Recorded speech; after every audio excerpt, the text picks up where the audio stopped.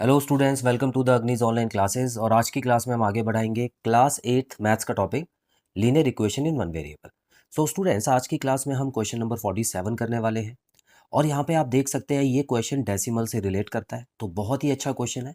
अगर आपको डेसिमल के क्वेश्चन में कोई भी कन्फ्यूजन होती है तो ये क्वेश्चन देखने के बाद कोई कन्फ्यूजन नहीं रहेगी। तो आइए स्टूडेंट शुरू करते हैं। यहाँ पर आप देख सकते हैं क्वेश्चन कुछ इस तरह से है कि ब्रैकेट तो आपको दिए गए हैं, लेकिन उसके आगे एक नंबर भी है, तो जाहिर सी बात है इसको इससे मल्टीप्लाई करना होगा। और यहाँ पर भी एक ब्रैकेट है और नंबर है।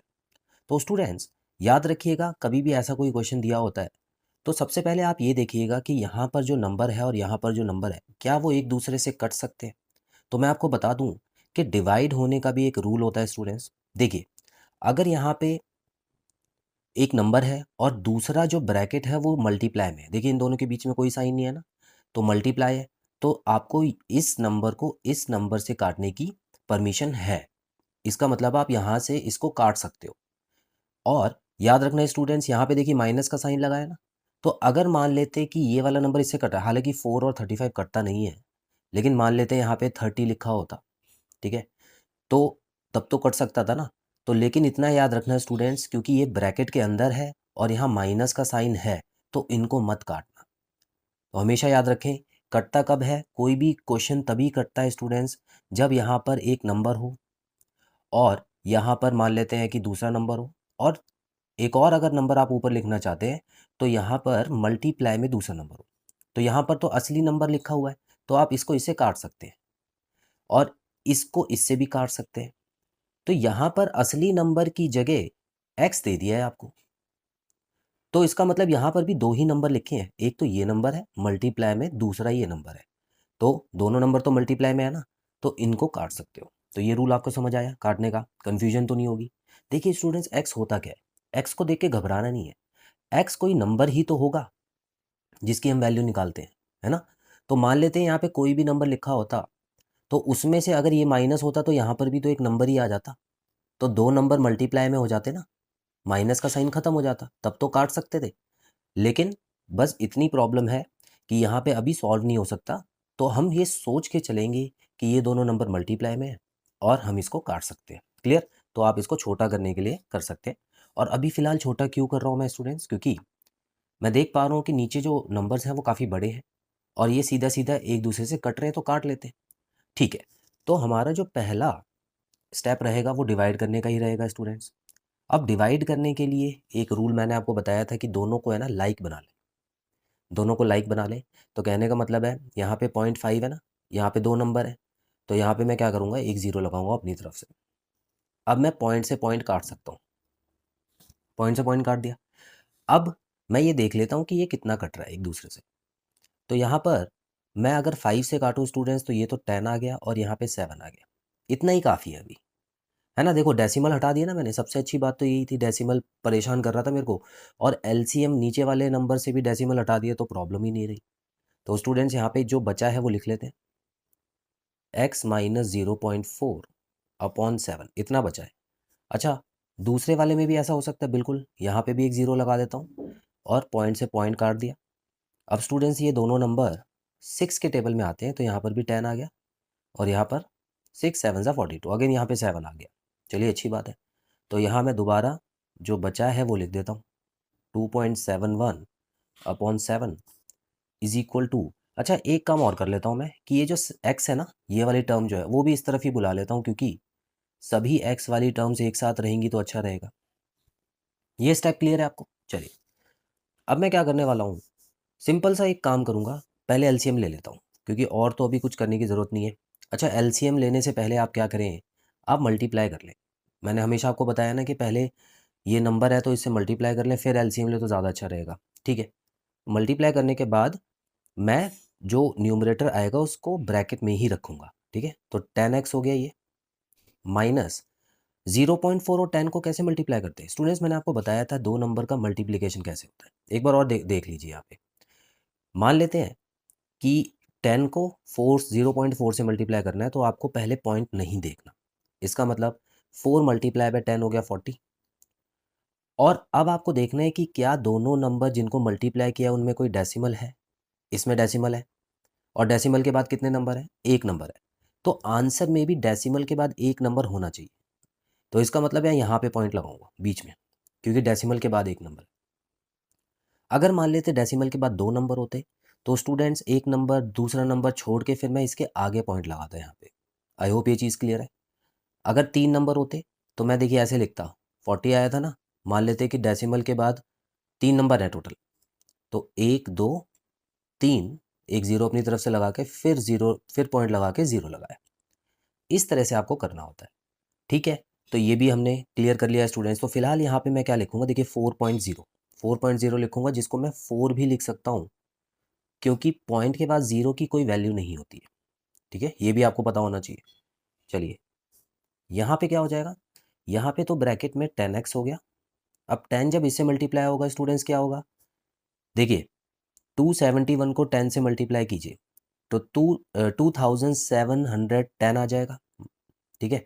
कहने का मतलब है देखिए इस नंबर को 10 से मल्टीप्लाई करते हैं तो क्या आ जाएगा 2710। अभी पॉइंट इग्नोर कर रहा हूँ मैं। अब मुझे पता है कि पॉइंट के बाद कितने नंबर है, दो। तो यहाँ पर भी मैं क्या करूँगा, दो नंबर के बीच में पॉइंट लगा दूंगा, क्योंकि आंसर में भी पॉइंट के बाद दो नंबर होने चाहिए। क्लियर।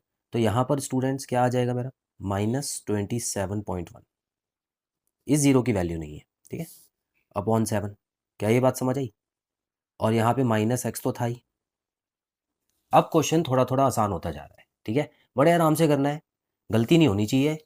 टाइम भले ही लगे लेकिन अपने काम में आपको एफिशिएंसी लानी है, एक तरह से परफेक्ट क्वेश्चन अटैम्प्ट करना है। तो स्टूडेंट्स यहाँ पे अब हम क्या करेंगे, एलसीएम ले लेते हैं तीनों का।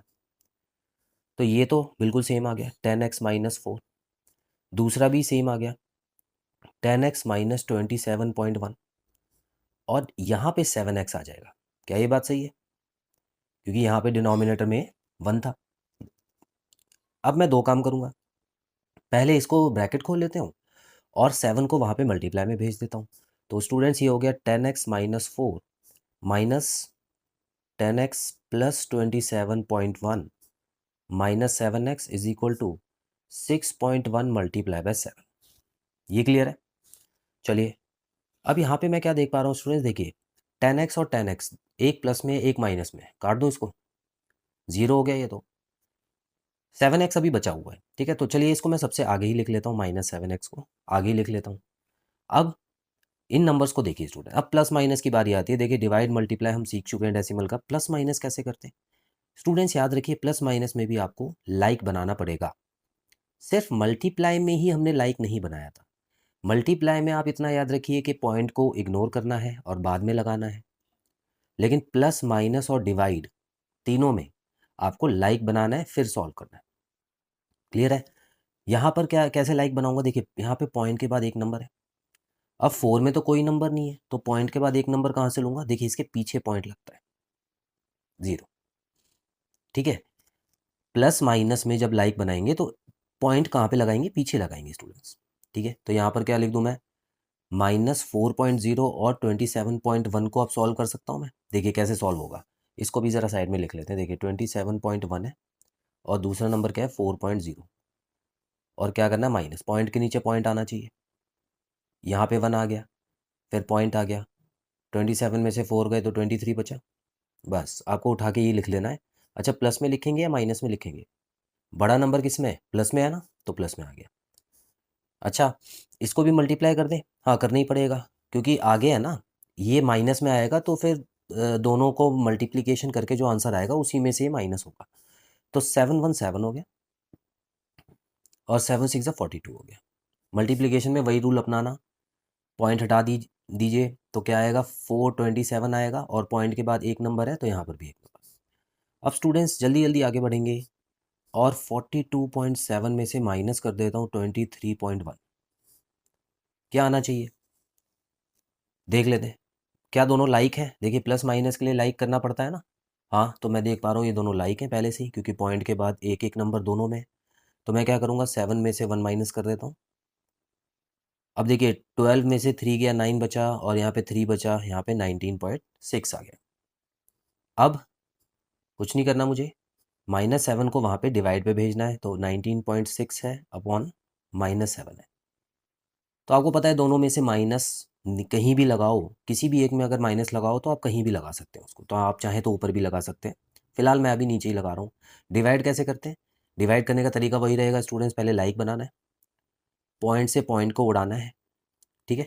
अब उसके बाद क्या करना है स्टूडेंट्स, देखिए क्या ये 7 से कट रहा है? तो यहाँ आप देख सकते हैं 7 से कट रहा है ये वाला नंबर स्टूडेंट, दोनों ही नंबर 7 से कट रहे हैं। चलिए मैं पहले साइड में लिख लेता हूँ एक बार ताकि कन्फ्यूजन ना हो। तो अब ये बचा है, अब इनको हम काटेंगे। तो 7 2 ज़ा 14 हो गया और 7 8 ज़ा 56 हो गया। यहाँ पे क्या आ गया स्टूडेंट्स, 7 10 ज़ा 70, तो क्या बचा 28 अपॉन -10। तो स्टूडेंट्स याद रखिए, जिस तरीके से मैं पॉइंट हटा के नीचे 10 लगा सकता हूँ, तो नीचे से 10 हटा के ऊपर पॉइंट भी लगा सकता हूँ, लेकिन कहाँ लगेगा? देखिए कितने ज़ीरो हैं, एक ज़ीरो है ना, तो इसमें आपको एक नंबर छोड़ के बीच में पॉइंट लगा देना है, ठीक है। तो ये भी रूल याद रखिएगा, 2.8 आ जाएगा और माइनस का साइन यहाँ पे आ जाएगा। अगर यहाँ पे 2 ज़ीरो होते तो कहाँ लगाते? एक नंबर छोड़ा, 2 नंबर छोड़ा, तीसरे दूसरे नंबर के आगे लगाते यहाँ पे। लेकिन फिलहाल आई होप एक्स की वैल्यू जो आई है आपको क्लियर है स्टूडेंट्स, एक्स की वैल्यू आई है -2.8। तो इस क्वेश्चन में हमने दोबारा से डेसिमल का सभी कुछ A to Z लगभग कर लिया है, मेन 4 चीज़ें थी वो आपको बता दी हैं। सो आई होप आपको ये क्वेश्चन क्लियर होगा स्टूडेंट्स। सो बहुत जल्द मिलते हैं अगली क्लास में नए क्वेश्चन के साथ। Till then bye bye.